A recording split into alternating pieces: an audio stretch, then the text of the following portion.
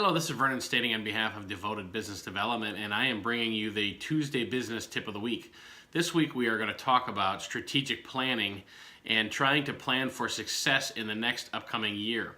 So our tip for this week is to talk about how you finished the prior year, and I would do this in a formal setting. Even if there's only 3 or 4 of you, I would sit down as a team and talk about what worked and what did not work and what needs to change from what your prior plan was. In the past, the only way to really change the direction that you're going within your company, both good and bad, is to look at how you were doing and then change the direction versus just continuing to do the status quo. And unfortunately, we see a lot of businesses that continue to do the status quo because they do not take the time to sit down and review what worked and what didn't work in the prior year.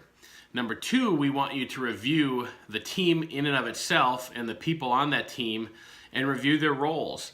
Is each person cut out for the position that they're in, and are they being successful in that role? Or is there something else that needs to be done? Do we need to find someone else?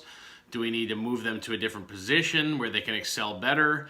And those kinds of things. If you are not doing that on an annual basis within your company, you are missing the boat. You're missing a big opportunity for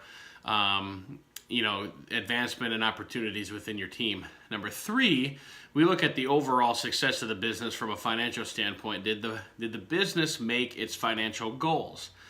Did it do what it was supposed to do? Because in most cases, most businesses are carrying some sort of debt load that has to be reported to somebody, either shareholders or banks, and they're going to want to know your progress. And it's very important to understand, did we meet our goals or not? And hopefully, if you've done this in prior years, you've been reviewing this as you go so that it's not a major surprise at the end of the year. And then number 4, I would sit down and have a serious review as a team and provide maybe some homework to some of your team to help you with this.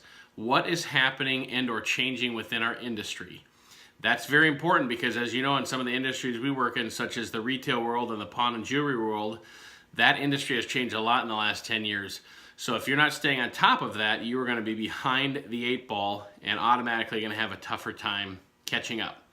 That is our Tuesday tip of the week. We think if you can do those 4 things within your business at the end of the year, each and every year, you will become a much stronger and more successful business for doing that. Thank you and have a wonderful day, and we'll continue to provide Tuesday business tips of the week.